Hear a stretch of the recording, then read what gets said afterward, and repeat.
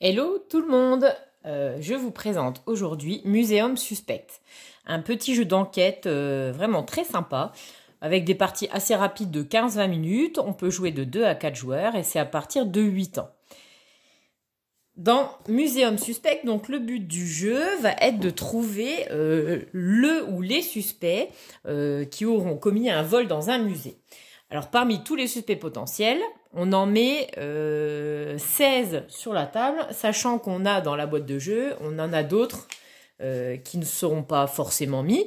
Et donc du coup, ce qui fait que les parties sont jamais les mêmes, puisqu'on n'a jamais la même configuration. Donc des suspects, il peut y en avoir un à la fin, il peut y en avoir plusieurs finalement qui ont commis le vol, et il peut aussi y en avoir aucun parce qu'ils peuvent être tous sortis du musée. Donc dans ce cas-là, on votera plutôt ici qui correspond à la sortie du musée. Donc lors d'un tour de jeu, comment ça se passe? Alors déjà, on a un petit carnet d'enquête. Alors, petit carnet d'enquête qui est aussi accessible sur l'application de Blue Orange pour pouvoir ne pas utiliser les feuilles si on veut en version plutôt numérique. Donc, dans ce petit carnet d'enquête, on va pouvoir noter les indices qu'on va collecter.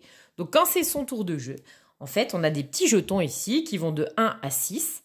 On va devoir, on va choisir un des indices qui est situé sur le tour. Alors, les indices, ça peut être des indices sur comment il est habillé. Donc par exemple, est-ce qu'il mon personnage alors ça va être des indices qui vont innocenter les suspects potentiels. Donc par exemple, tous ceux qui auront une écharpe bleue, je sais que c'est pas lui le coupable.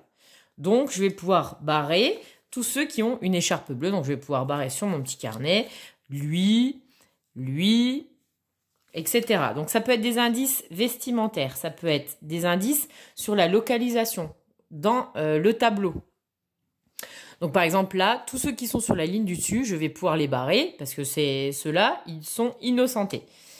Ça peut être aussi voilà, sur des vêtements qu'ils portent. Donc là aussi, là un chapeau par exemple. Là c'est la ligne ici. Qu'est-ce qu'on peut avoir encore? On peut avoir sur des décors, donc le fond, tous les personnages sur fond bleu, on va pouvoir les éliminer. Donc il y aura lui que je pourrais éliminer. On va avoir aussi, là par exemple, ceux qui ont un t-shirt jaune rayé. Et enfin, est-ce qu'il a une queue de renard? Voilà.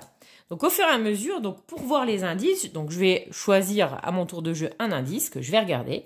En fonction de l'importance que je vais lui donner, je vais devoir mettre un jeton payé. Par exemple, si je trouve que c'est un indice qui est super important, je vais mettre un jeton assez élevé, par exemple. Donc ça va être un choix que je vais faire. Sachant que les autres joueurs vont devoir, après, pour regarder le même indice, ils vont devoir payer au moins 5 ou plus. Donc voilà, ça peut permettre d'embêter un petit peu les autres joueurs en fonction de la pertinence des indices qu'on va trouver. Donc, je regarde un indice, je paye en fonction de l'importance d'un indice, et au fur et à mesure de mes déductions dans ma grille, eh bien, je vais pouvoir miser plus ou moins fort sur les suspects potentiels que je n'aurais pas innocentés grâce à tous mes indices. Donc ça, dans la partie, on vote face cachée, d'accord ? Mes adversaires vont faire de même, ils vont voter face cachée, etc., etc. À la fin du jeu, une fois que tout le monde aura utilisé tous ses jetons, on va révéler les indices un par un et on va éliminer les suspects potentiels. Donc là, on va retourner ceux-là. On sait que ça ne sera pas eux. Voilà, etc., etc. Jusqu'à ce qu'il nous reste plusieurs ou aucun suspect de la table. Donc ça veut dire qu'ils seront partis. Donc je vous rappelle qu'on peut voter ici. Donc voilà, je fais une configuration où par exemple à la fin, une fois que j'aurai révélé tous les indices, admettons qu'il me reste 2 suspects. Donc, ce sont ces 2 suspects-là qu'il fallait identifier. On va regarder, du coup, les votes des joueurs. Et donc, ça sera celui qui aura voté pour le plus de points qui aura gagné. Donc là, par exemple, le joueur vert aura misé que 2, le joueur rose que 4 et le joueur bleu 5 points. Donc, c'est le joueur bleu qui aura gagné. Il aurait très bien pu aussi voter ici, au cours de la partie. Donc là, on aurait additionné ces points. Donc, 5 plus 2, 7.